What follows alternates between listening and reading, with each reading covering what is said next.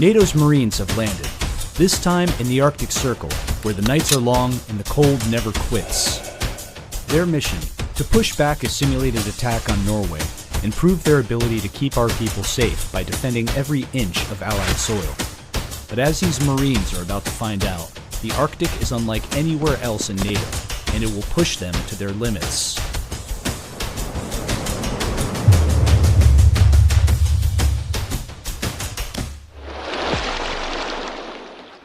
Harshest, Norway.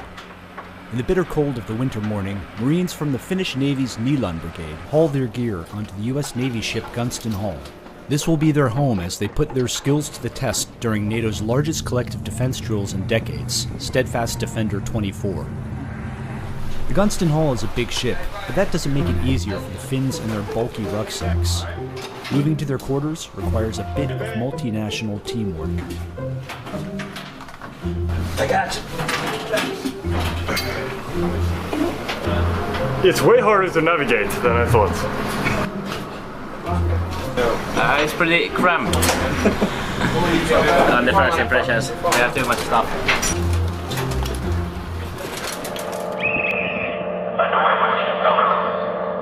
Anchors away. For this exercise, the Gunston Hall will patrol the massive fjords of Norway's Arctic coast and help the Finnish Marines launch raids on the shore. To get there, they'll hitch a ride with their Nordic neighbors. The Swedish Amphibious Corps sent 2 CB-90 combat boats to the exercise, each capable of carrying more than 20 Marines to shore. They dock in the Gunston Hall's well deck, a massive floodable compartment that allows it to carry small boats. The Amphibious Corps was formed to defend Sweden's long, rugged coastline, including the more than 30,000 islands in the Stockholm archipelago. Now, they're learning how to apply their specialized skills to the collective defense of NATO allies. So what's distinguishes a Swedish Marine is that since we operate so dispersed, we can operate by ourselves for a long period of time in pretty harsh environments. But what makes a Marine? Amphibious troops all over NATO take pride in being able to cope with the toughness of their job. Well, you have to be resilient, and you have to have a strong will. A will to push yourself to the extreme and a bit further. They work in wet, often cold conditions. They have to travel light, and without the guarantee of resupply, they must think on their feet to get the job done. They must be innovative to solve different tasks and when problems occur, because they will. Marines are tough, sure, but in the Arctic, tough isn't enough. When the temperature drops below 20 degrees centigrade, it stops being cold and starts being dangerous. For untrained troops, it can be lethal. That's why the U.S. Marine Corps sends troops to Norway to learn winter's harsh lessons. These Marines from 1st Battalion, 2nd Marine Regiment have hacked a home out of the dense forest and deep snow near Sertamo. They sleep and wake in extreme cold. To drink, they boil snow. At this early stage, it's just enough to survive. But later, they'll need to learn how to not just survive, but fight and win in these brutal conditions. We have a large number of Marines who have never been in the snow in their life before. So as Marines, we have a hallmark of being able to fight in any climate place. And in order to do that, it just takes practice and just grow in that proficiency through the repetition. For Marines used to firm ground, the deep snow is a serious obstacle. Walking through it would quickly exhaust them. The only option is to glide along the surface using skis.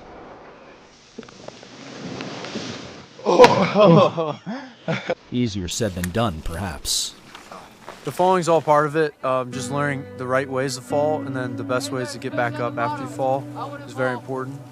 Hard part about being in the Marine Corps and skiing is you have to ski with the main pack and your weapon.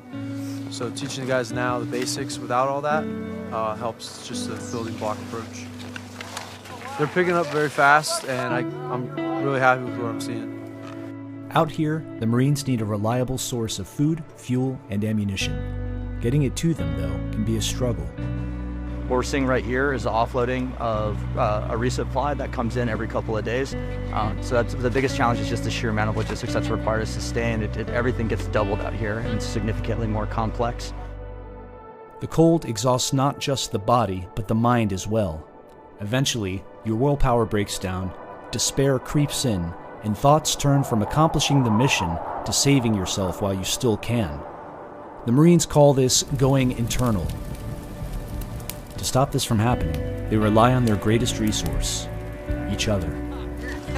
At least for us, we just kind of joke around with each other, kind of poke and prod with each other, share stories, and the spirits up, and the motivation, kind of let anyone break off.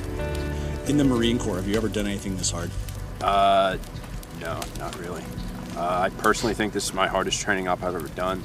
No.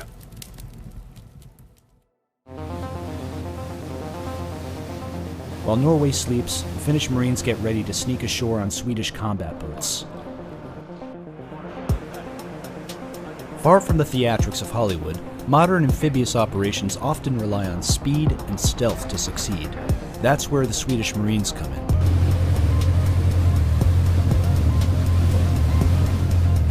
The combat boat 90, or CB-90, cuts through the Norwegian fjords like a knife.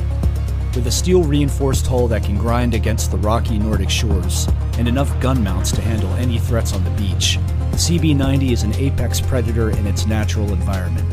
It's like driving a sports car. It's the best work I could imagine. It's built to be durable and can go ashore and on rocky cliffs, virtually anything.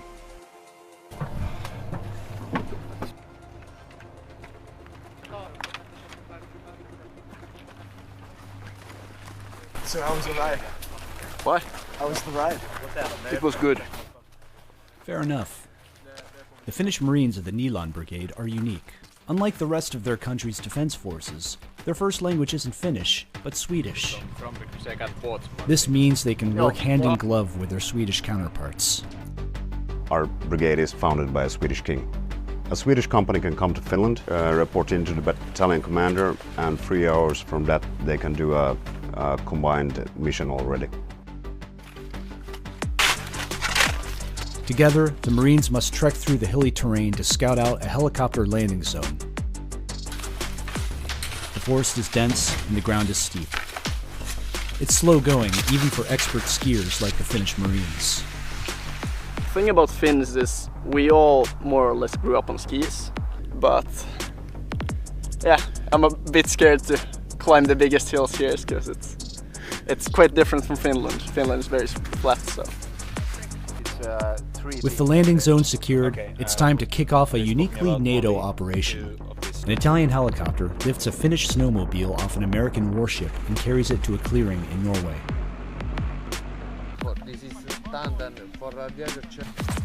Helicopters are coming.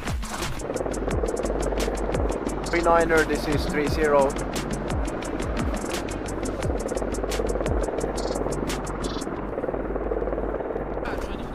This snowmobile will make their lives much easier as they push further inland. Meanwhile, the Swedish fire control team decides to get a head start on NATO integration. They meet up with the Italian Marines from the San Marco Brigade, who have landed nearby and are practicing calling for artillery fire from an Italian warship. Delta, this is Juliet uniform, fire mission. Fortunately, the Swedes are already familiar with Alliance tactics and procedures. Say for instance in a future conflict, being able to fire with different countries, just the one that is on station in that area at that time, is making us 100 times more dangerous for a possible enemy. It's always nice to hear different countries' voices on the radio and knowing that you do basically the same thing already. So you don't need any pre-training, just get right into it.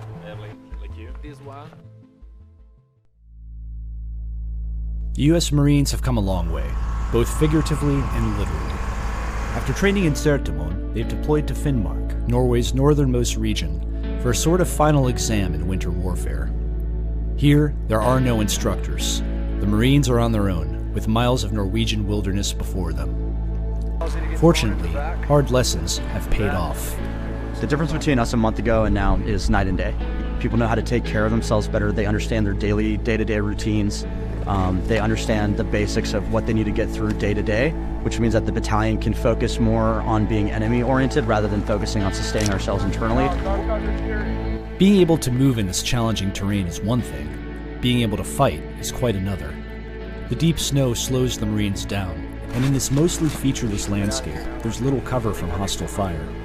To prevail, the Marines need to be fast and aggressive. Being able to operate in an environment like this truly makes us capable of operating in any climate and place, which provides more options for our decision makers when they need the military to respond. As these young Marines and sailors get to work side by side with the Norwegians, with the Finns, with the Swedes, their own confidence in just how good these allies are continues to grow. In March 2024, while its Marines were deployed to Norway, Sweden made history by formally joining NATO as the alliance's 32nd ally. It was an emotional moment for the Swedes, who in joining NATO ended more than 200 years of military non-alignment. Being part of NATO feels good. From now it's going to be a lot easier in many ways, and I hope the interoperability with the allied partners will be easier from now. Sweden's joining NATO absolutely makes the alliance stronger. I can tell you they are highly competent, they are very skilled, and they share our values and our kind of collective ethos that goes into our operations. The Nordic countries are now united under the banner of collective defense. At a time when European security is threatened by a major conflict, NATO's Arctic Marines must stand ready to defend the alliance, no matter the time or place.